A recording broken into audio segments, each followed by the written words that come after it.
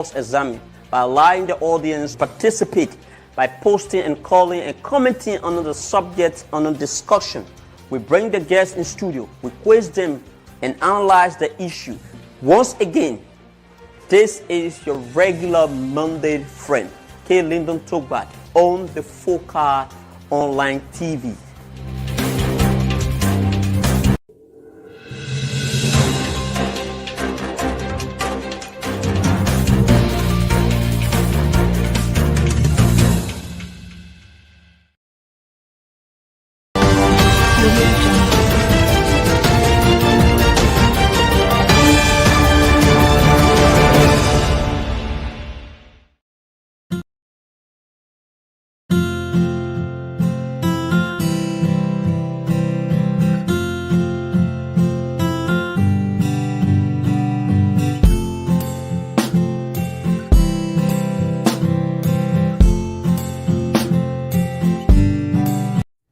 Yes. And then they had Sister Mirabro. My experience, I'm coming from my mother's place, right at the corner of Benson and Newport Street. There's a barrier. I was going home. I talked my way to the barrier. No, I just go in there. They said, go. They didn't tell me Mirabro was down the road. I drove my car. When I got there was another barrier. And I saw Mary coming. I said to myself, Jesus, lover of my soul, let me to that bosom fly. She came. I thought, HB, you shouldn't be here. I said, well, Mary, all right. Women is hard, everything hard. When you tell the government again, they say no. So to me, I know it. To me, I said the power said it, but if that will come, earth will become hard. Right. And I will face it now. The economy is very tough, especially for those of us that are in the teaching sector. You notice that most parents want to send their children to school, but they cannot afford the money to send their children to school. Even those of them are sending the children in just like on the fair, they will come and appeal. And the children come after kind of end up settling because when we put them out for tuition, they will just come and say we don't have money to pay fees, so the economy is very tough. This year, any around no profit. When we see the interest, we go buy it. They go give it to us hardware, then we'll pick it. They buy it for us. They will be begging and we want give it to them without some because we want to go look for food for the children. Okay. And to buy the children can be go there to send them to school. We not doing that. No money to send the children to school. I tell you, Almighty God, thank you first of all. I tell Joseph, God, thank you. God, pray for me. And me and my family. Okay. Bringing some people in this market. All right. If I come in, no Joseph, but I come in. But I tell God, thank you for the God. Tell my children. He put in school and I pay school for all these children. Our children. Yeah.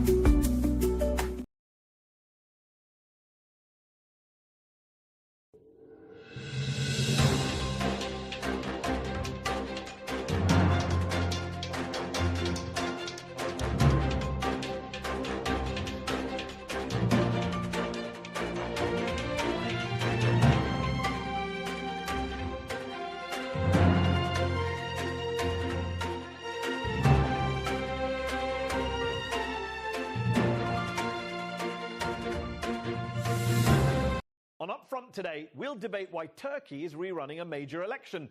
But first, I'll challenge Nobel Peace Laureate and former Liberian President Ellen Johnson Sirleaf on corruption, nepotism, and the prosecution of war crimes.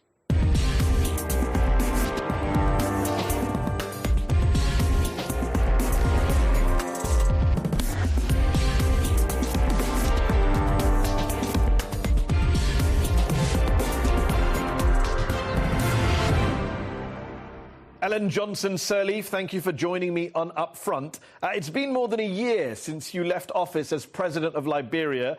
You came into power off the back of a peace deal that followed decades of war and violence and coups. You ended your mandate with Liberia's first successful democratic transition in 73 years. You're the first woman to lead an African nation, a Nobel Peace Prize winner. And yet some might say you've been more popular abroad than you have been at home. What do you say to them? Well, you know, I think if one really went around the country, where I spent a lot of time going into rural areas, being able to work with farmers and rural women and traders, and, you know, I found that I was very well connected with them. But also, if in the city, some of the positions I took were maybe not popular, then that's fine. But I also know that I had to be out there in the global community, being able to mobilize the support for Liberia, being able to restore Liberia's creditworthiness, being able to make sure that the partnership that we needed, you know, was put in place to enable us to achieve our development goals. I'm very happy with what I was able to do. When you became president in 2005, you pledged a war on corruption. You called it, quote, a national cancer and, quote, public enemy number one. But then you yourself were hit with a variety of scandals, your government, and you later said you, quote, underestimated the cultural roots of corruption. But surely Liberian culture isn't to blame for corruption. Liberian politicians, such as yourself and others, are to blame for corruption. Well, let me tell you, politicians are part of the culture. Politicians are part of the value system. But it sounds like you're blaming the public, the country, for the actions of politicians. I'm not blaming anybody. No. I think you're just talking without listening. That's not what I'm saying. I'm saying dependency, dishonesty came part of the Liberian culture over the many years of deprivation. The institutions to fight corruption were not there. You mentioned the institutions, and yet you did have an independent corruption watchdog, the General Auditing Commission, which found 20 government ministers, accused 20 government ministers of corruption, and you failed to prosecute any of them. Why? Well, let me tell you something. All of those reports were sent to our Liberia Anti-Corruption Agency. They were also sent to our legislature. We organized a particular unit in the presidency to be able to look at all of those cases and to be able to send them forward to the Ministry of Justice wherever they thought prosecution was necessary. So why weren't they prosecuted? Well, because our system is like that. If you want to really understand Liberia, you need to dig a little bit deeper. You need to understand our culture, our values, our systems.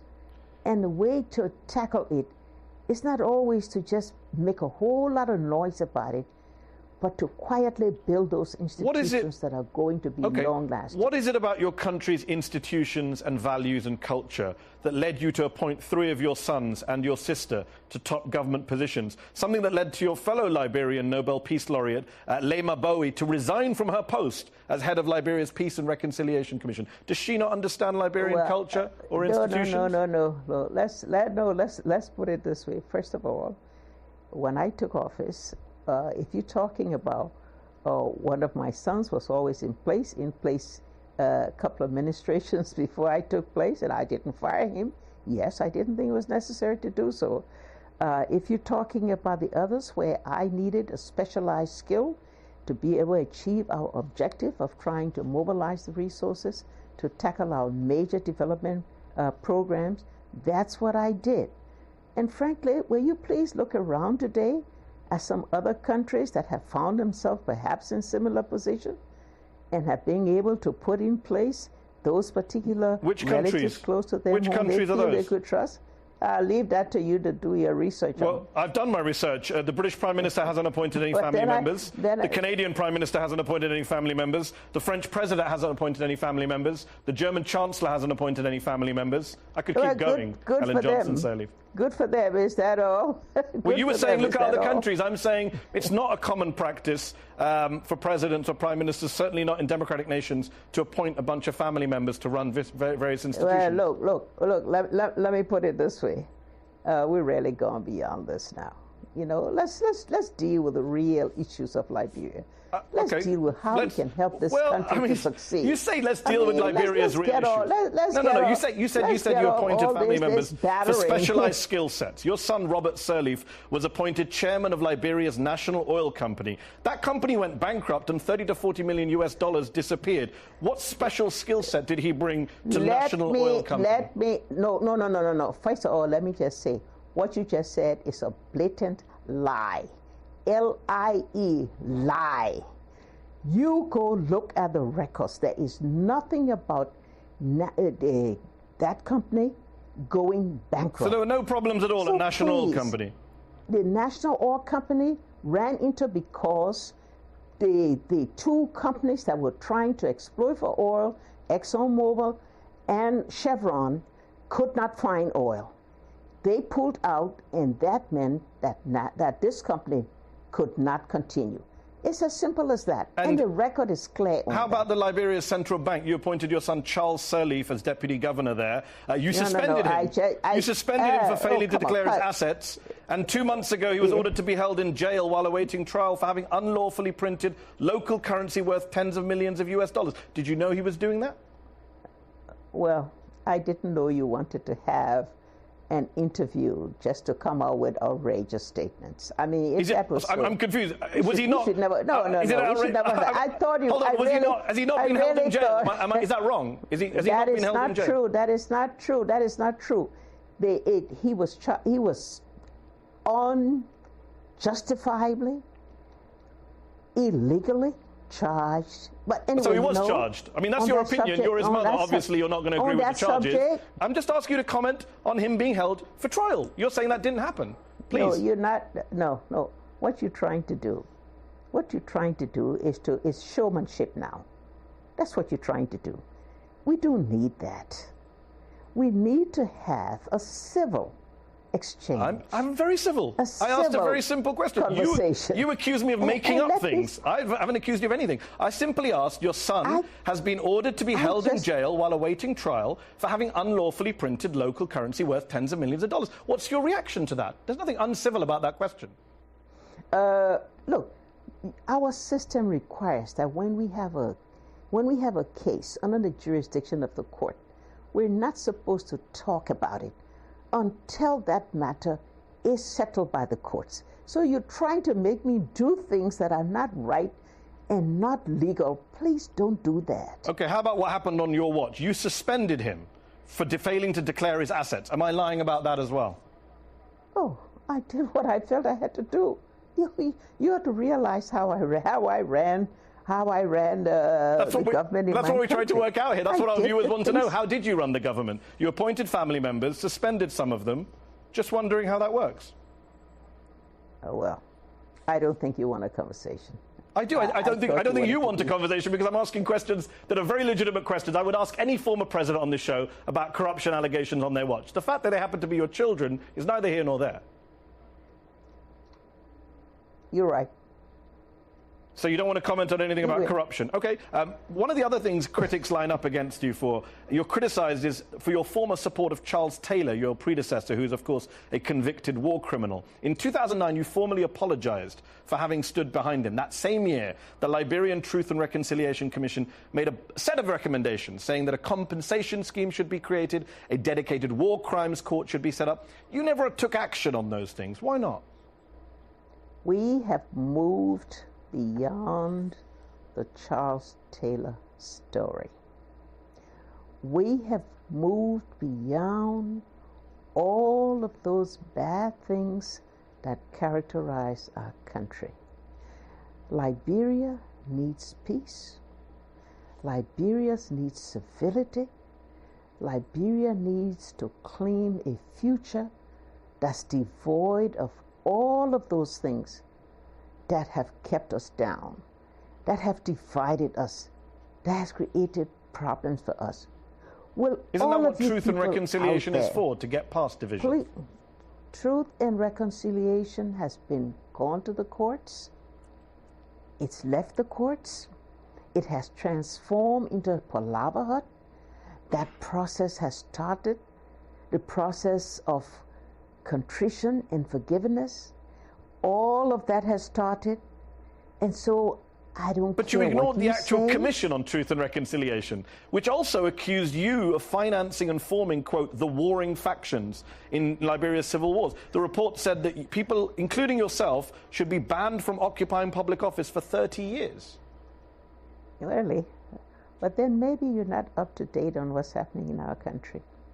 Maybe you forget that after that came out, I won 2 elections. Because you ignored the recommendation that said you shouldn't be allowed to run for office. No. That went to court. You see, you don't have enough information for the things you say. Okay. That's really unfortunate. Okay. This matter went to the courts. I didn't put it there. It went